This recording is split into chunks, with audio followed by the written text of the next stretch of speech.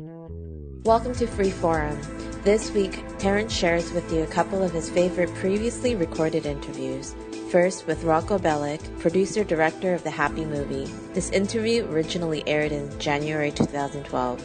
In the second half, Terrence speaks with a phenomenal 5th grade teacher in Los Angeles, RAFE ESQUITH. Are you happy? How often are you happy? And what makes you happy? Does money make you happy? Your kids and your family? Your work? How about this? Do you live in an environment? Have you chosen an environment that actually values and promotes your happiness and your well-being? Do you expect that you're going to get happier? And if so, how? ROKO BELIC'S Happy, a documentary that I think deserves to be widely seen, explores these sorts of questions. It weaves the latest scientific research from the field of positive psychology with stories from around the world of people whose lives illustrate what we're learning these days. When the basic approach to the pursuit of happiness that's been taken by many of us and by society in general is not delivering, this is a good time to ask some basic questions. It's also a good time to do so because we now know more than we ever have about what science can tell us about happiness. And finally, we have access to more diverse models and worldviews than we ever have before. ROKO BELIC's directorial debut, Genghis Blues, won the Sundance Audience Award and was nominated for an Academy Award for Best Documentary Feature. He recently directed a 44-minute documentary, Dreams, Cinema of the Unconscious, which was released on the Blu-ray disc with the movie Inception. And his latest film, Happy, is available on DVD and Blu-ray. Welcome again, ROKO BELIC. Terrence, thank you. It's so good to be here.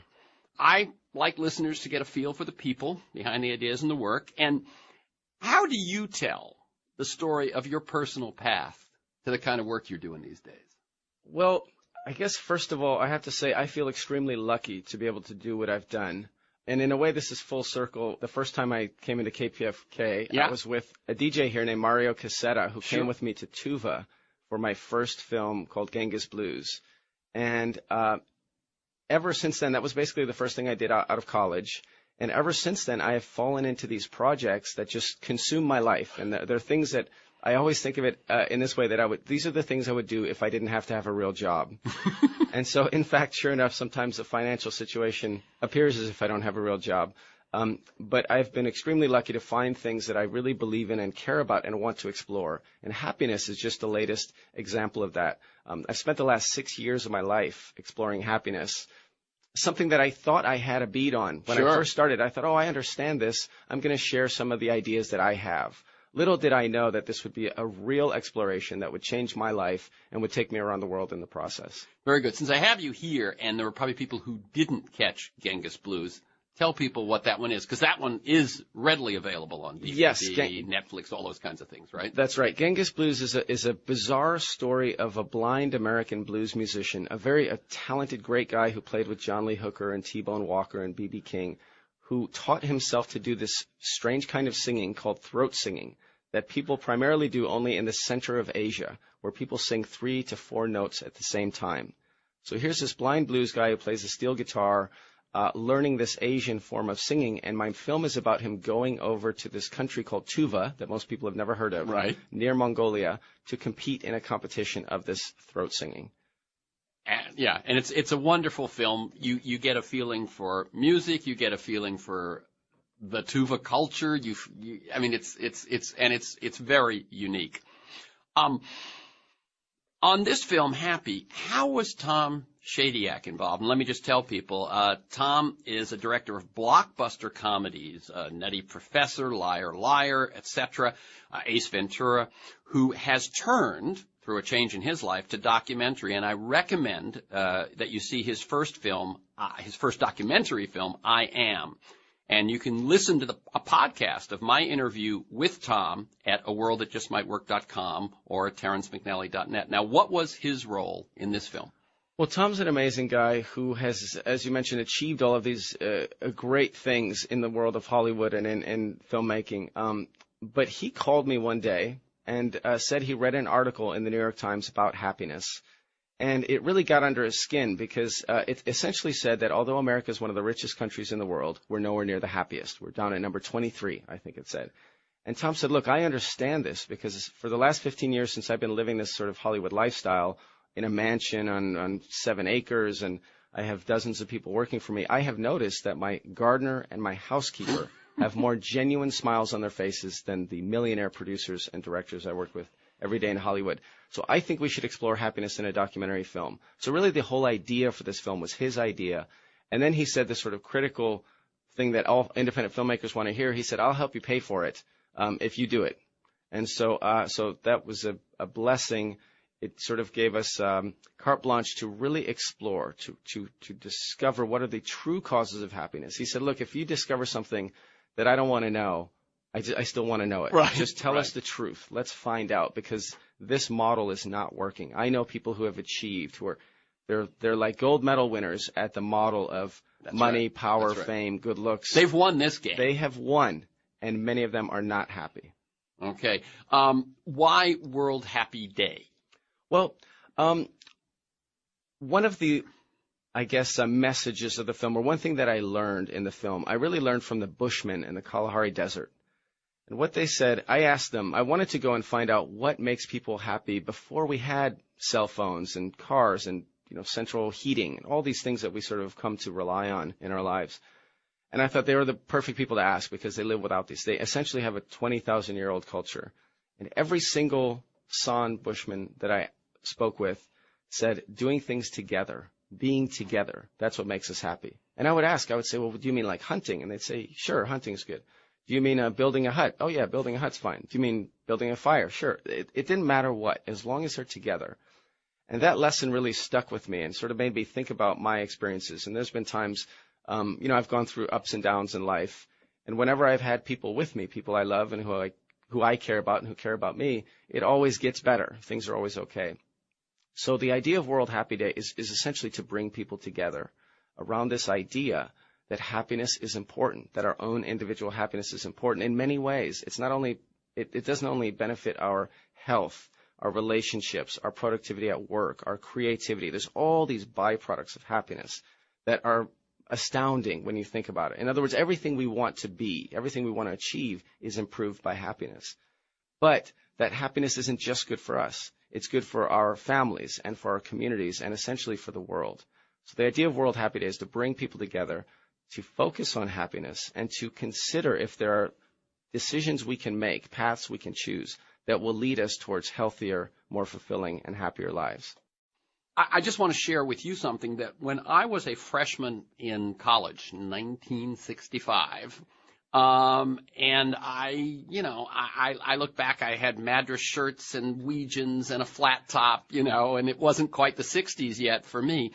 And in my introductory course to what turned out to be my major, social relations, Irvin DeVore, a great anthropologist, played a film on the Kalahari Bushmen.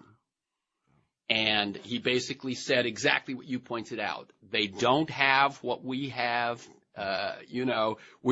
America's about to go to the moon, all this stuff. And he says, and yet they're happier. And that movie really sticks in my mind, was a changing point for me when I just went, oh, all this stuff that I've bought up till now in terms of ideas about what life's about, that movie really made me question it. So and that makes a lot of sense. That's the impact it had on me. It's so profound because what it means is whether you're rich or poor, whether you're old or young, whether you have achieved success or not, whatever you are doing, wherever you are, you can achieve the fundamental building blocks of happiness because there are people everywhere. And all of us came from somebody, from some union of two people. And whether we know our parents or not, whether it's through our colleagues at work or our friends or our fellow classmates, whoever it is, we can build communities that we can be part of. And so that to me is the most encouraging lesson about all of this, that happiness isn't something we are striving to achieve that's just beyond the horizon. It's something we can achieve. It's right here as long as we change our attention. And that's another interesting aspect of what I learned about happiness, is how much of it is actually within our control in that sense. Yeah. I wanted to, just because you mentioned one other thing, someone else that I want to refer people to, Bill McKibben, who's we know him as the activist who may be responsible for stopping the Keystone Pipeline. But he wrote a book called Deep Economy. I think that, yeah, in which what stirred him to write that book was he read the same research about how we were at our happiest as a country in the mid-50s, and that we've become much wealthier, we have much more toys to play with, all this, and yet we are not as happy. His conclusion was it was the loss of community, very much the same thing. But I recommend it looks at some of the same things from a slightly different angle. What I want to ask you now, ROKO, about the movie Happy is how did you do the research? And I'm going to ask you, you can, answer both. One, how did you track down the science? Sure. And then two, how did you find the stories? Because you take us to Louisiana Bayou, Namibia, co-housing in Scandinavia, villages on the island of Okinawa. So first, the science and then the people. Excellent. You asked the questions in the right order because that's exactly the way we came up with them. So the first thing I did when Tom suggested this movie is I got off the phone and I got on the internet and I started looking around and immediately discovered that there is a science called positive psychology that studies happiness. It's something I'd never heard of before. And at the time, it was relatively new. This was in 2005, 2006. Yeah. And so I ordered the 8 or so books that were written by people who had done some of this research. And over the couple of years that we were working on the film and developing it, more and more books came out, and that's how we found the scientists. We found the books, we read them, and we decided what was the most interesting research, and we contacted those actual people so we could find out from the horse's mouth. And then I knew from the beginning that I didn't want to make a film about people talking about happiness. That would just be a failure. And I realized that I needed to find stories of people whose lives could show us something about this science. And that was the really fun part. That was the part that was a genuine exploration in the sense that I was asking friends. I was looking up in the positive psychology research, what careers make you happy? Which ones actually do? Is it movie star? Or what I discovered was totally different. Hospice nurse is among the happiest careers. Very counterintuitive. Because for those of you who don't know, I didn't know this at the time, hospice nurses are with patients who are literally dying, who are at their last stage of life. A woman had emailed me and said she loved my first movie and asked what I was working on now. And when I told her, she said she won a competition photographing happiness in the South. And I immediately emailed back and said, who did you photograph? Because maybe they should be in our film. And 2 or 3 months later, I was floating down the bayou watching this incredible sunset with the Cajun family, Roy and Annie Blanchard. Just amazing. So it really came randomly. Happiness and optimism are very linked. So a friend of mine said, you have to meet my friend who's writing a book on optimism. And when this author, his name is Lawrence Shorter, when he was in town from England, we met, we had a great lunch, we had a great talk for a couple hours. And he said, I'm sorry, I have to leave. I have to go interview somebody for my book. And so he said, maybe you should just come with. And for about an hour and a half, I heard him interview a woman named Melissa Moody, who told this incredible story of having been this sort of beautiful woman who had an idyllic life and 3 kids, and she had horses, and everything was perfect until one day she was literally run over by a truck. And it took her a decade to recover, and she's still not fully recovered. But she said something in that interview that just hooked me. She said, I'm happier now than before the accident. She said, despite the fact that my face has been disfigured and my marriage fell apart and all kinds of horrible things I had to experience, I have a deeper sense of who I am and where I want to be in life and my relationship with my family and my community. Now I understand that better than I ever have. So I'm happier. That just blew me away. And so she's in our film. It's really a variety of stories that just moved me to the core. And I'm thinking there's one story of the one that I didn't know about that's the other side, in a way, which is the Japanese story. Not the Okinawa, but the mainland. Yeah, Japan, my producing partner is named Eiji Han Shimizu, and he told me when we started this project that in Japan there's this sort of new phenomenon of people dying from overwork. So every year, more and more people literally collapse at their tables, and I'm talking people in their mid-20s, in their mid-30s, from things like cerebral aneurysms and heart attacks and these sort of very dramatic physical ailments that the doctors agree were brought on by stress. And when you look into their lives, you discover they have been sleeping 2 hours a night for months and doing these extreme work regimens. And so we found a woman whose husband had passed away from this. And the reason why that story is so critical to us is I feel that that's the direction that most of Western culture is moving towards. We're prioritizing work and productivity. And she even says that at Toyota, efficiency is something that they say all the time. And it sounds really good. But when it means that everybody is working to the maximum and they're getting no time to play and there's no free time to just think and just to be, that those people are literally collapsing. Mm-hmm. So I thought that this is an important story because it's sort of a warning sign for those of us who are on that treadmill, who are running as fast as we can, who are always trying to catch up, always trying to get that promotion and move ahead, that maybe that's not ultimately the right path for us as individuals and us as a country. Right. And there's a scene in there after this husband dies of a woman who's in a choir. Yes. Of people who've all lost somebody to this overwork. It's very unsettling. Mm-hmm. Going back to the questions that I raised in the intro. So now you're not asking for yourself, you're asking for what you found. Are people happy? Yes, one of the first things I discovered, and this was really sort of inspiring, is that most people are mildly happy most of the time. So we may look around and read the newspaper and read about all these horrible things and serial killers and all this, but basically most of us are happy most of the time. It gives us an evolutionary advantage, and that enables us to survive because, again, happiness deals with optimism, it linked to optimism. So, it makes us say, okay, I think this is worth it. Whatever I'm doing, whether I'm farming or raising a family, this is worth it. This is okay. But what we discovered is that there's a huge gap in the happiness that people have and the happiness that people can achieve. And it may seem sort of silly to just try and be as happy as you can. But if you are at a level that's where you're not optimized, you're really sacrificing all of these other things in your life. So if you care about your career, let's say for me as a filmmaker, happiness will help me find creative solutions to problems. Happiness gives me the hope and the ideas to move forward and helps me deal with problems when they arise. So happiness sort of has all of these positive byproducts. And so there is a great reason, essentially for everyone, to at least consider whether it's worth trying to be happy or not. There's a bit of research that I thought was really interesting also, that for certain careers, you don't necessarily want to be happy. There are very few, but they're there. And one of them is air traffic controller. And as I mentioned, the link of optimism and happiness, you could imagine an air traffic controller who's very happy and optimistic will say, oh, don't worry about it. They'll be fine. They won't hit each other. Right? So there's certain times when it's good to have that stress, to focus, to not look at the bright side and say, well, we need to consider what happens. What's the worst case scenario? That's right. And very critical from that. That's right. Yeah. So the goal isn't to be happy all the time, extremely happy. The goal is to be able to be as happy as you can most of the time.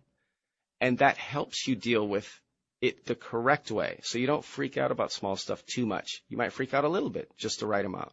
Yeah, that's what you want, is the appropriate. I'm Terrence. I'm speaking with ROKO Belic. He's the director of Happy, a new documentary that explores what's really so about the pursuit of happiness. You can learn more about the film at thehappymovie.com and more about ROKO at wadirum.com, WADIRUM, wadirum.com. Okay, so what did you find makes people happy? Sure.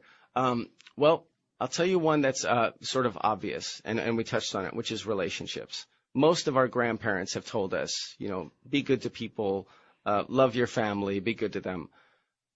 We learned how critical those relationships are. So I asked Ed Diener, who studied happiness for 30 years, probably longer than anyone else in America, from a scientific perspective.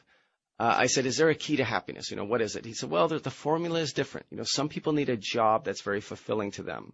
So when they come home after a day at work, they feel like they've done something with their lives. Other people need a job that just supplies enough resources and free time so they can do the things that fulfill them, like being with their families or, going fishing or whatever it is.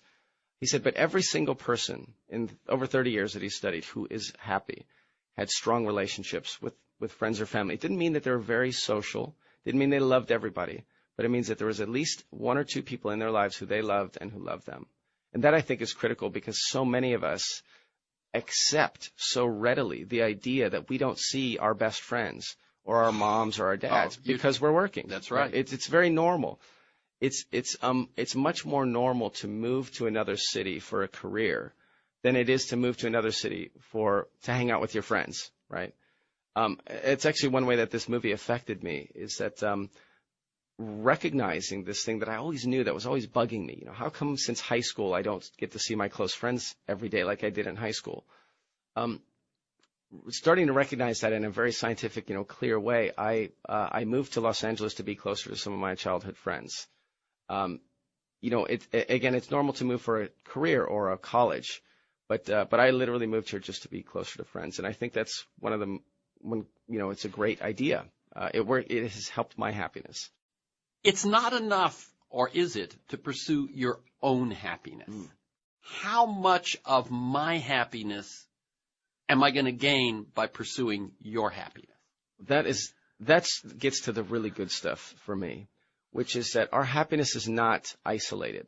And in fact, feeling compassion for another person is one of the indicators that a person is much more likely to be happy. So I'll break it down very clearly. Values. If you care about what they call extrinsic values in the scientific world, so if you care about the things that rely on external justification or adoration, so if you value money, power, fame, good looks, being popular, certain office, a certain car, certain being treated away at a certain restaurant. Exactly. If those are at the top of your value system, if those are the things that you're shooting for, and those are the things you're spending your life pursuing, you are less likely to be happy than if your values are focused towards compassion, cooperation, wanting to help people, wanting to make the world a better place, wanting to leave a legacy that's something positive. If you care about those things, it doesn't matter if you also want to have a nice car, you also want to live in a safe neighborhood. All those things are fine. But if you prioritize those things, compassion, cooperation, wanting to make the world better, you are more likely to be happier. And you have someone who left a fairly normal, successful commercial life to work with Mother Teresa's people in India. That's right. There's a gentleman named Andy Wimmer who the first time I met him was about 10 or 12 years ago. I stepped into Mother Teresa's first home.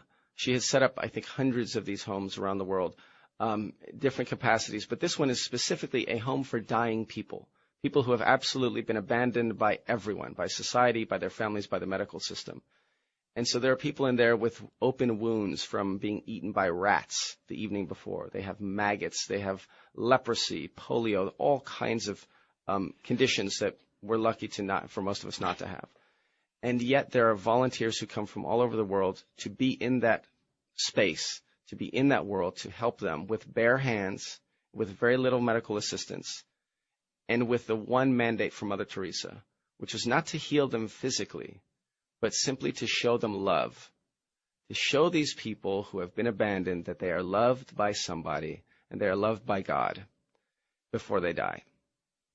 Andy Wimmer was an aspiring bank director. He wanted to be the youngest bank director in Munich and he said he was just charging ahead, and he was successful, and he would go to parties, and he dressed really nicely. And then something started itching him a little bit, and so he went on a trip. He took a little sabbatical for a while, and that's where he ended up at Mother Teresa's.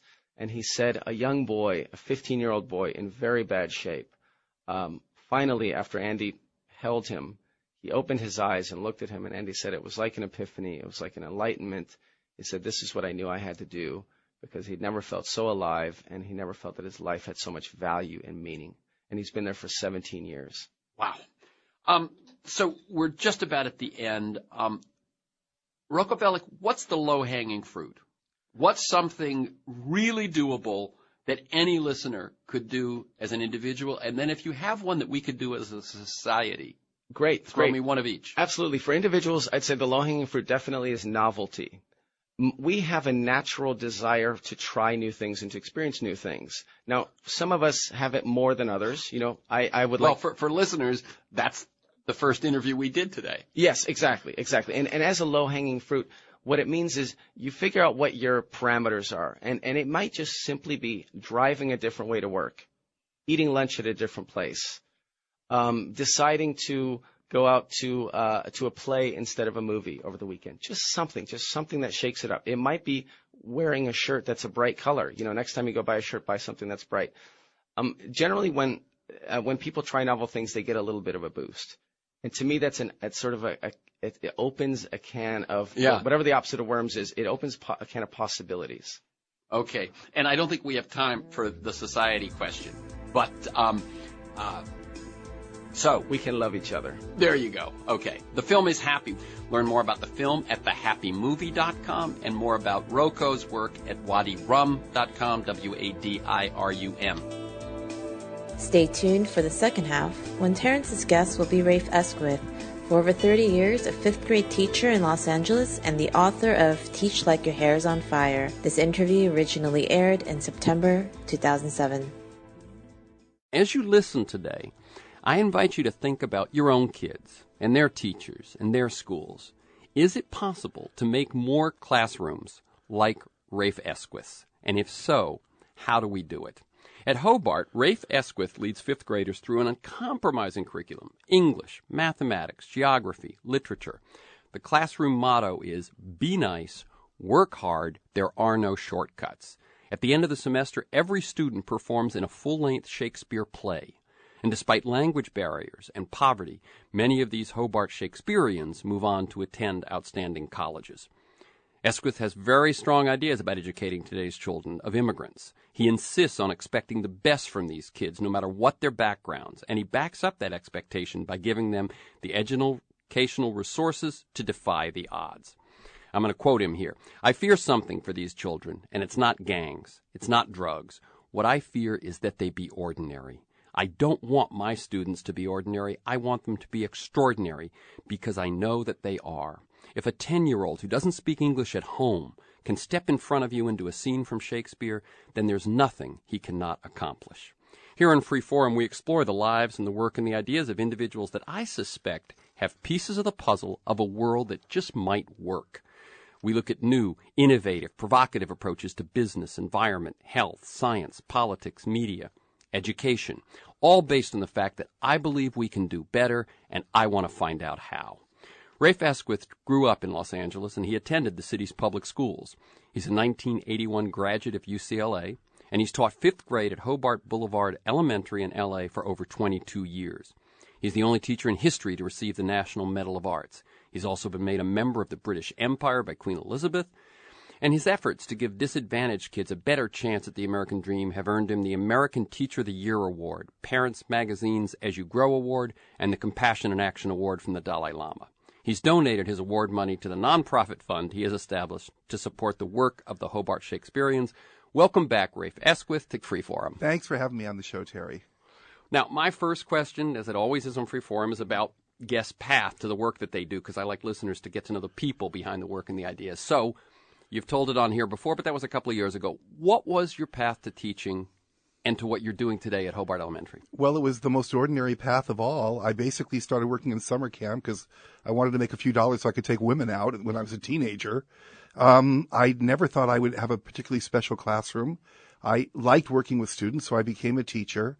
But then I became very upset when I worked at a poor school like Hobart and met children who were capable, like you said, of great things, of doing better, and they weren't.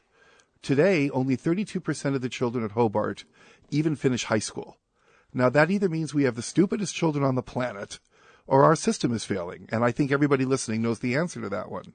So I have struggled for 25 years now to do as you said, to find possible answers as to why it's happening and what I can do differently. And I think there's one good thing about my story, and you laugh at me, Terry, but I am an ordinary teacher. I'm a very ordinary guy, and yet sometimes I've been able to make a difference.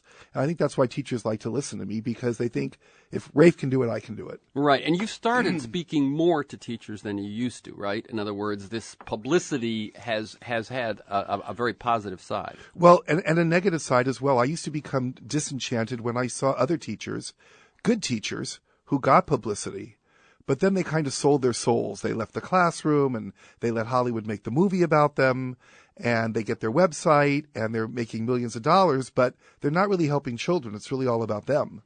So I was determined to use the publicity I get to help other teachers and other children, because there are great teachers out there, and a lot of them are young, and they tell me nobody mentors them.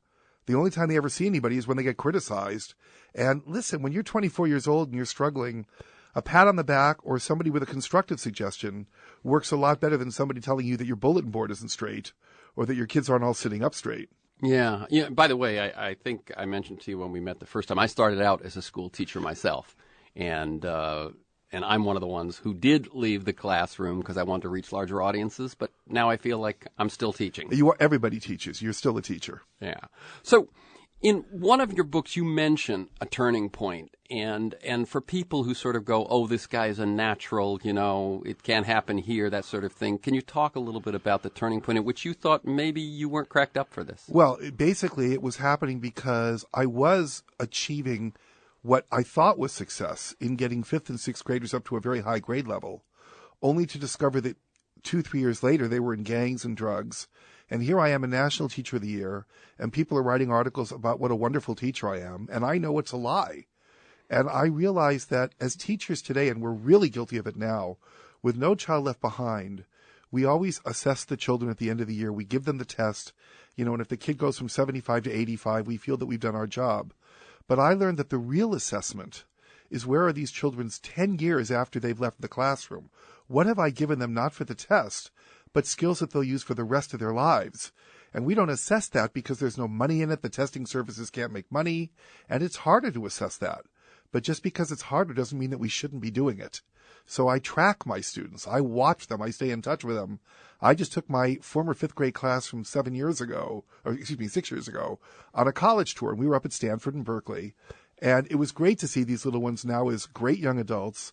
And the best part was that when we were at Stanford and Berkeley, we were taken around by my former students who now attend Stanford and Berkeley. And I would suggest, Terry, that's a better assessment than your SAT score. Absolutely. Now, one of the things that you actually say is that one of the real important factors in your class success is your former students. It's the huge factor. Many young people today, the little kids growing up in an impoverished neighborhood, they don't have a vision for what they can be. I have a vision, but how can a 10-year-old have that vision if all he knows is poverty and violence? I always tell people, if you watch a cooking channel, they show you a wonderful dish, a dessert or a meal, and you really want to eat it, and they say, now here's how we're going to make it. But they show you the finished product to get you excited. But my little 10-year-olds, they've never seen the finished product. But when my former students come back from high school and college and show them the possibilities, they become extremely motivated. So I often get credit for motivating them, but in reality, it's the former students who are the ones that motivate these children. So when kids in the neighborhood laugh at my students who are working hard and say, oh, you're a schoolboy, nobody cares about school, my children can say, well, maybe nobody who you know cares about school, but I've met people who speak my language, who come from my country, and now they're at top universities, and I'm going to be there one day too because they showed me the way. I'm Terry McNally, and I'm speaking with RAFE ESQUITH. He's a leader of the Hobart Shakespeareans. He teaches 5th grade at Hobart Elementary. You say, and it's one of the lines in your new book, Teach Like Your Hair's on Fire. You say, most classrooms today are managed by one thing and one thing only, fear. You also say that if your class is not in order, nothing good will follow. There will be no learning. Character cannot be built. For parents, students, teachers who are about to start the school year, how do you manage that? Because it seems to me that what's holding so many teachers back and so many classrooms back is the need for order. Absolutely. I'm the toughest teacher you ever met. But I learned early that as a 6-foot-tall man, I can get a 10-year-old to do what I want him to do. I can scare him to death. But it's not effective teaching. He's not going to really listen to me during math or geography or how to throw a baseball unless he trusts me. Terry, one of the things we're doing wrong is most of the books that young people are reading and parents are reading are the first days of school, or how do you do that first week? But what I tell young teachers, they say, Rafe, your class is so great, I wish I could see you on day one. And I tell them, day one looks a lot like day 91. We don't have that one eureka moment. I tell the kids on the first day that we're going to base our class on trust and not fear, and I'm going to earn your trust. And I earn that trust by not going ballistic on them over minutia. I tell them, yes, you're going to forget your homework sometimes. Yes, you're going to screw up the math test or spill the paint. And no, I don't like that, but it's not a huge issue for me. Those are fixable things. But if you break trust, if you tell me, Rafe, I need to go to the bathroom, but then you're not at the bathroom, I can't trust you anymore. And you can never get that back. A broken trust is irreparable. It's the one sin in my classroom. And I earn their trust by always answering questions. And if I say that we're going to have an art project, we really do. I don't make excuses. And by consistently being patient and kind, remember, I've got to be the person I want them to be. I want them to work hard. They got to work hard. As you said, that the students who come back are their models, and you also consider yourself a model. I have to be. The students can imitate me. It's hilarious, Terry. They've got me down. They've got every mannerism down. They know what I'm going to say before I do. But the key is, if you ask my students, what do you like about Rafe's class? They rarely say, oh, he's a genius or he's smart. What they say is he's fair and he's reasonable. And to a 10-year-old, those are huge issues. We all remember from our own childhood when a teacher was mean or unfair. It scars us forever. So usually when I have to come down on a kid or exclude him from an activity, maybe we're playing baseball, for example, and somebody's yelling at another kid, which is not, excusable in my classroom. You can't be mean to people. So I'll tell a child, you're not ready to play baseball today. You're going to sit this one out. And if the child says, can I play tomorrow? Of course you can. That way he has an opportunity to rectify his wrong, but he also has to pay for what he's done. But the fair part is, we have teachers today who you don't do your homework. And they say, okay, you're not playing baseball today. There's no connection there. So if you're misusing science equipment, the logical consequence is you're going to have to sit out of today's science experiment. That's reasonable and fair. And the challenge to teachers is to make your lessons so exciting that the punishment is the missing of the lesson itself. Aha. I can imagine that one. That one doesn't happen everywhere. Now, I heard you say what you said, which is that you have it set up that the classroom is based on trust. It's based on respect, kindness, all of those sorts of things, the mottos that I said at the top, be nice, work hard. When you were first making your shift, again, I'm trying to speak to those people out there that say, right. God, now, when someone comes into your fifth grade class at Hobart, they kind of know it's special, don't they? Oh, they're overwhelmed. Because they've heard from other kids and stuff. Sure. But when you were first making the shift to that you were going to teach by trust rather than fear, how did you do it then? Well, I tried, and I did it badly because the kids weren't buying what I was selling it. Just because you say, trust me, or this is going to be great, why would they believe it? I think one of the things people learn from me is I've stayed put for 25 years. So that trust comes slowly. We have that expression, there are no shortcuts. This is a fast food society. And there are young teachers who come to me and say, Rafe, I want what you have, and I want it right now. And I tell them, I'm sorry, you can't have that. You're going to have to pay your dues.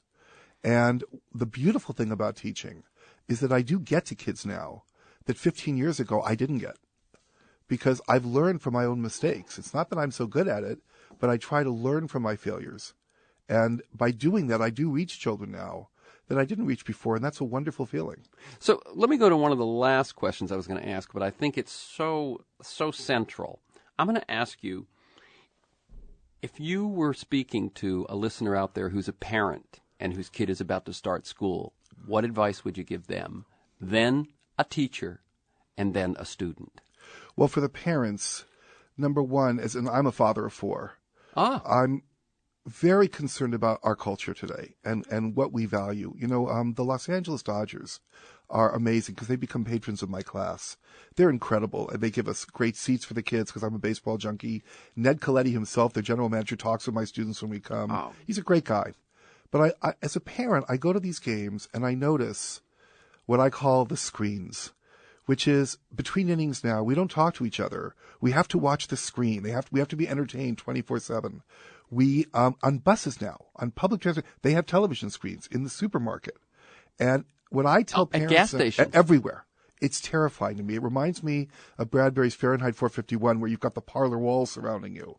So I tell parents, let's keep our kids away from screens as often as possible. Let's talk to our children. If we're at a baseball game between innings, let's talk about who's winning and what strategy, and the Dodgers going to switch pitchers. It's an opportunity to show them the game. And that's, a metaphor for anything you're doing. But there's too many screens right now, and I would just tell the parents we need to spend more time with our children talking to them and listening to them. For the young teachers, what I tell them is there are heroes in your school. Maybe they don't get their name in the paper the way I do, but they're just as good as I am. And they've quietly gone into a classroom for 20 years, making differences in children's lives, and nobody consults them. But they should be consulted. They're very good at what they do. When I was a young teacher, when I had time off, I watched other teachers. I learned from them. I took their ideas. So for the young teachers, since you're not going to be looking at the screens, look at other teachers and learn from them. So in other words, you're a young teacher. Ask around, try to get the idea of who's been here a while, who seems to make it work. Absolutely. Many of my best ideas, people love the problem solving I do. But it's not mine. I learned it from a great teacher named Randy Charles. I watched Randy. He's the best math teacher I ever saw. People love the science that I do. I was a terrible science teacher when I began. My own daughter, who's an oncologist, watched me teach science. She thought I was the worst science teacher she ever saw. She devastated me, Terry, but she was right. And through her help and watching other science teachers, I got better at it. The one thing I want young teachers to know, when you ask for help, it doesn't mean you're a bad teacher. You're going to have bad days. You're going to have days where you go home, even when you've done everything right, and the kids still aren't listening. It doesn't mean you're a bad teacher. It means that you have a very hard job, and good teachers learn from those bad days to try to get better at it. Okay, before you give tips to students, let me tell people this is Free Forum, and I'm Terry McNally, and I'm speaking with RAFE ESQUITH. He's an inspirational inner-city elementary school teacher and is the author of 2 books, There Are No Shortcuts and Teach Like Your Hair's on Fire. And you can learn more about Rafe's classrooms and what goes on there at Hobart Shakespeareans, one word, hobartshakespeareans.org.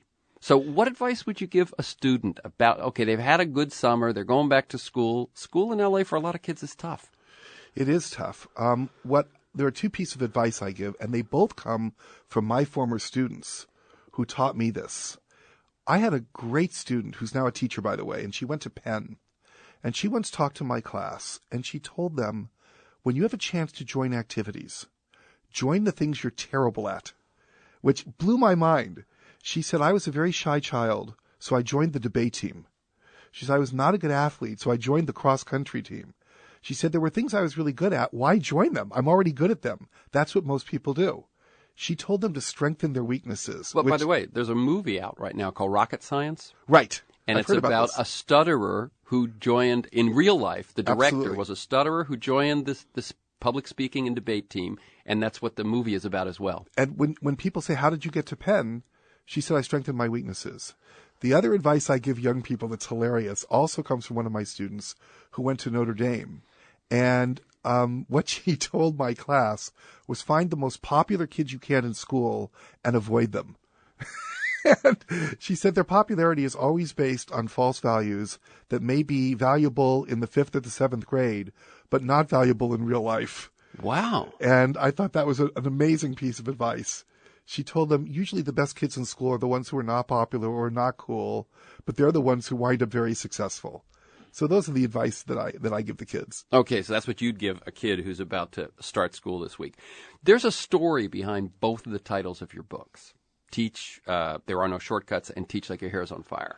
Share those stories. Well, Teach Like Your Hair's on Fire happened because I actually once, when I was feeling down one day, as happens to teachers, I had a little child who was, I loved this kid, and she was the kind of kid that nobody noticed. She was always the last one picked for the team.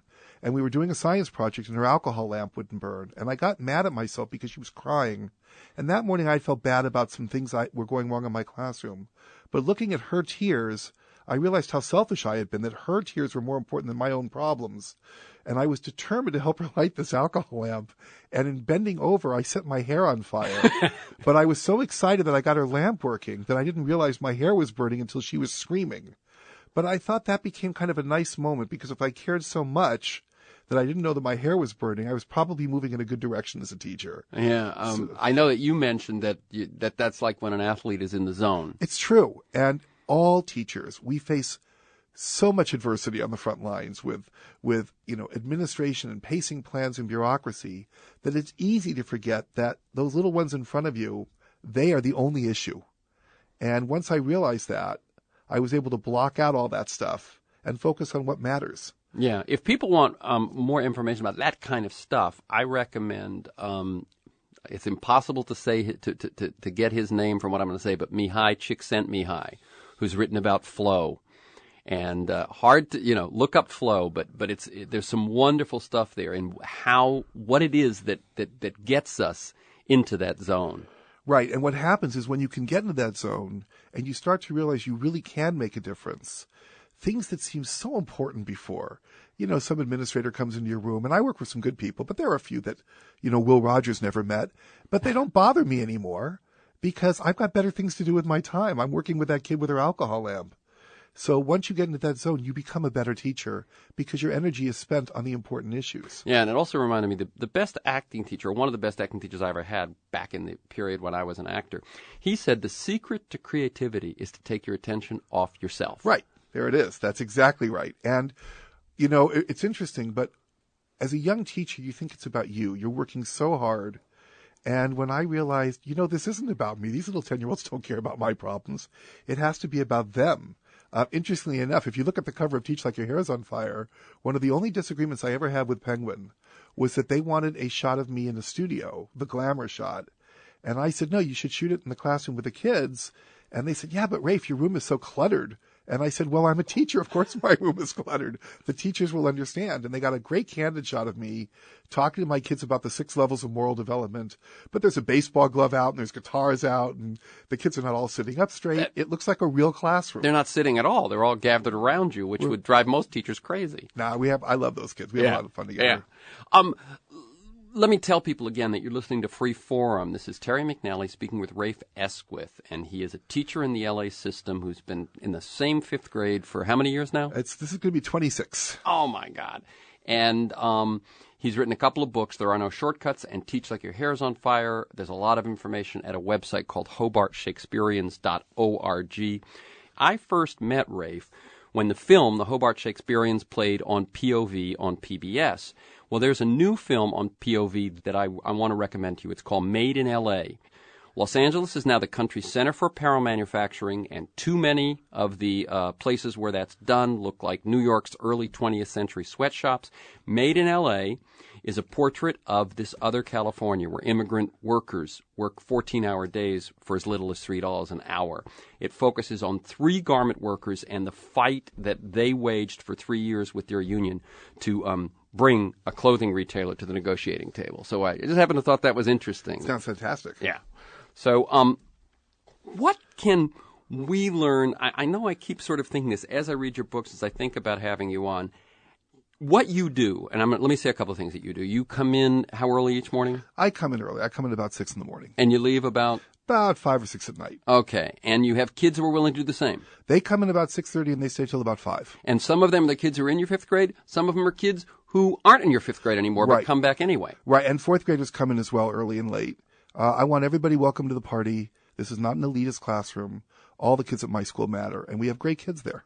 Okay, so when you, as you've just been doing, are going around the country talking to other teachers, when I'm trying to say, what can we take from what you do that can help solve these incredible problems we face today? Right. Well, the reason Teach Like Your Hair is on Fire has the subtitle, The Methods and the Madness.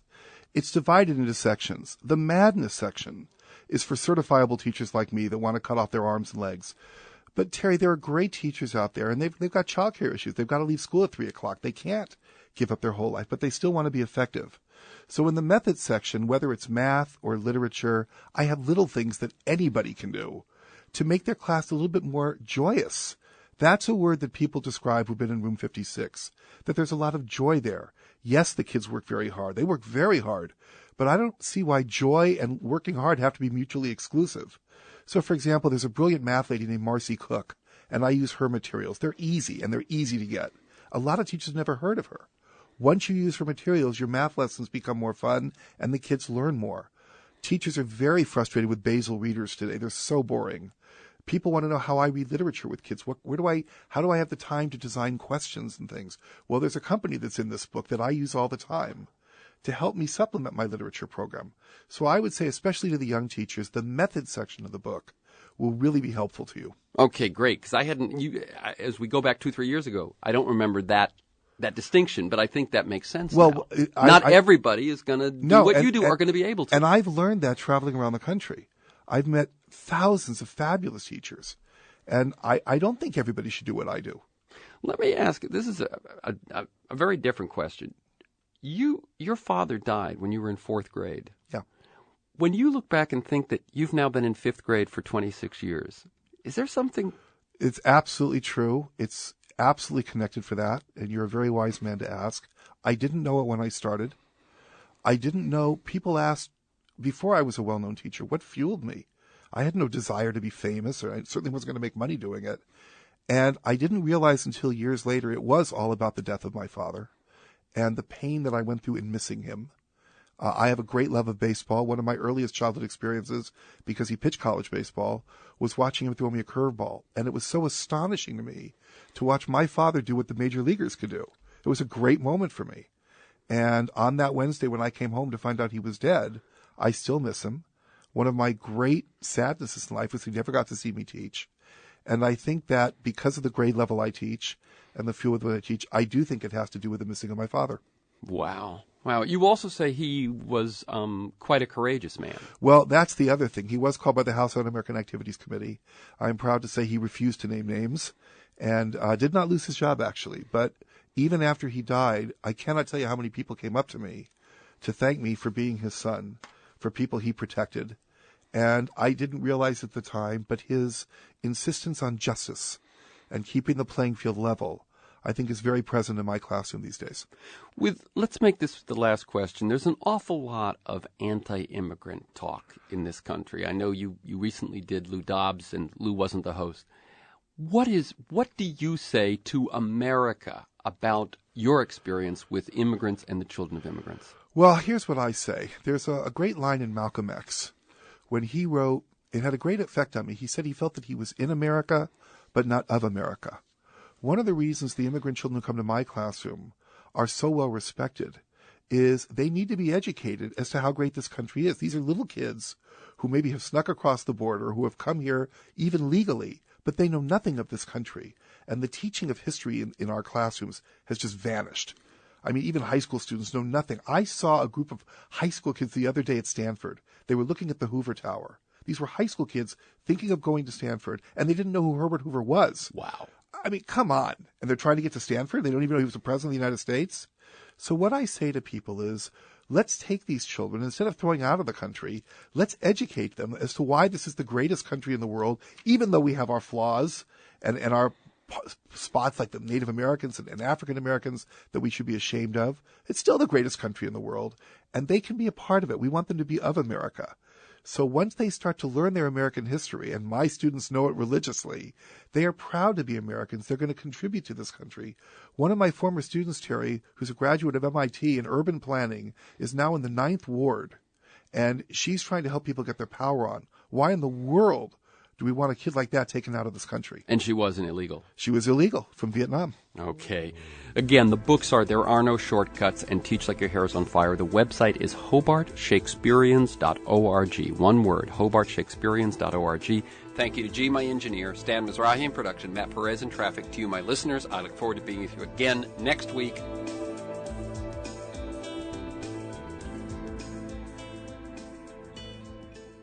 Here's what's happening on the Leslie Marshall Show on the Progressive Voices Network. Even if you have protests, even if you have protests where a few of the protesters become violent or it turns ugly, do we really want police in riot gear? Do we really want tanks on our streets? Is that the America that we want to live in? Now, I'm very pro-union, and I support our police. And overwhelmingly, it is my belief, in my opinion, that for the most part, they are good and do good to serve and protect. But we have a lack of trust right now. We have a disconnect between largely the inner city, that community, and the police department. There's a relationship that has been beyond fractured, and it's not beyond repair. But putting tanks on the streets and riot gear, bulletproof vests, and weapons that should be used to fight terrorists is not the answer, in my opinion. And I'm not alone in that. Catch my show, The Leslie Marshall Show, Monday to Friday.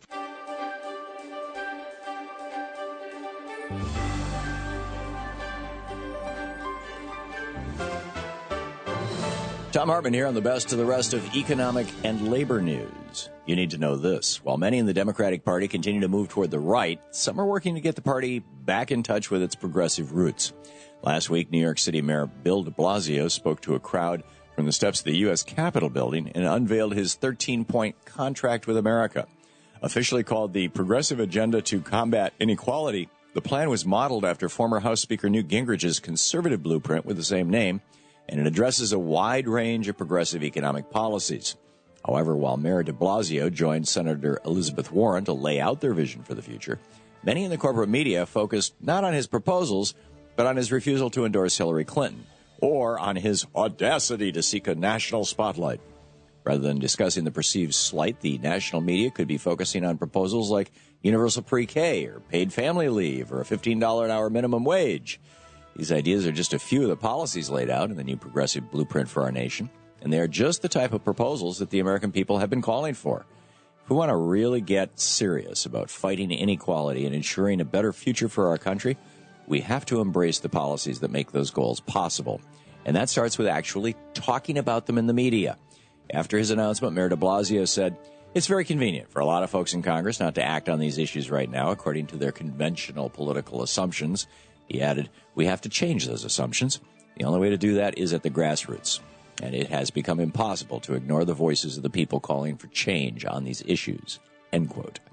And forcing the mainstream media to talk about these policies is the best way to ensure that we can't be ignored. Let's make it clear that we want to hear about more than the political horse race by demanding more focus on actual policy. Once again, Pope Francis has spoken truth to power. At an event last Monday, the pontiff spoke to 7,000 school children, and one of them asked him a question about war. In response, the Pope said, quote, "Why so many powerful people do not want peace? Because they live off wars." End of quote. He called the $400 billion global arms industry trade an industry of death, and said that people who profit from making and selling weapons, quote, "make more money with the war," end quote. Even the children he was speaking to can understand that it is wrong to make money off death and destruction. And even young people can see that it's harder to achieve peace when we have such powerful forces working against that goal. All over the world, huge corporations manufacture products that are designed to kill, and they allow executives and investors to pretend like they're anything but war profiteers. Just like his comments on capitalism and greed, the Pope is right. And it's time for the world to rethink our policy of perpetual war. Ever since the 2008 financial crash, authorities from the United States and Europe have been investigating the big banks at the heart of the so-called LIBOR rigging scandal. Although it took a few years, the European Union fined Citigroup almost $80 million as one of the 6 banks involved in the scandal. Here in the U.S., however, the too-big-to-fail bank isn't even getting a slap on the wrist. According to a statement by the bank on Monday, the Justice Department declined to prosecute based on the facts and circumstances as the Department of Justice currently understands them. And while some would take that to mean that the bank is innocent, others may see it as the facts and circumstances give the banksters way too much power in our nation. It's been years since illegal gambling and market manipulation crashed our economy, and not one single bankster has gone to jail. So it should come as no surprise that our Justice Department let another bank off the hook for their crimes. Before the end of the next month, the Supreme Court will issue a ruling in the case of King v. Burwell. That's the looming case that threatens to eliminate the subsidies that help more than 7 million Americans afford health insurance. And while the justices may be split on that decision, the American public is pretty much in agreement on how the court should rule. According to a recent Associated Press poll, the majority of the American public wants the Supreme Court to leave the subsidies in place. As of last week, 56% of those surveyed said they want tax subsidies to remain intact for all health exchanges, and only 31% said that the tax benefits should be eliminated for individuals on the federal exchanges. These poll numbers illustrate why even Republicans in Congress have tried to protect the insurance subsidies, even if their efforts were more about politics than policy. Hopefully, our nation's high court listens to the will of the people and protects the subsidies that make health care affordable. And finally, we may have plenty of reasons to complain about Facebook's policies, but their employee benefits are no longer one of them. Last week, the social media giant issued new guidelines for minimum pay, vacation, sick days, and even paid paternal leave. And the new policies must also apply to contractors. As of May 1st, these guidelines extend to janitors, security guards, and all support staff at Facebook's headquarters in Menlo Park, California. The move comes after the unionization of shuttle bus drivers that transport Facebook employees and other pressure from contract and temp workers in that industry. That backlash prompted Facebook to mandate benefits for contract workers and even agree to absorb the extra costs until contract companies can meet the new requirements. Although they should have been pushing for these benefits all along, it's great to see Facebook going to such lengths to ensure that everyone who helps make their business work gets the benefits that they deserve. And that's the way it is for the week of May 18th, 2015. I'm Tom Hartman on the Economic and Labor News.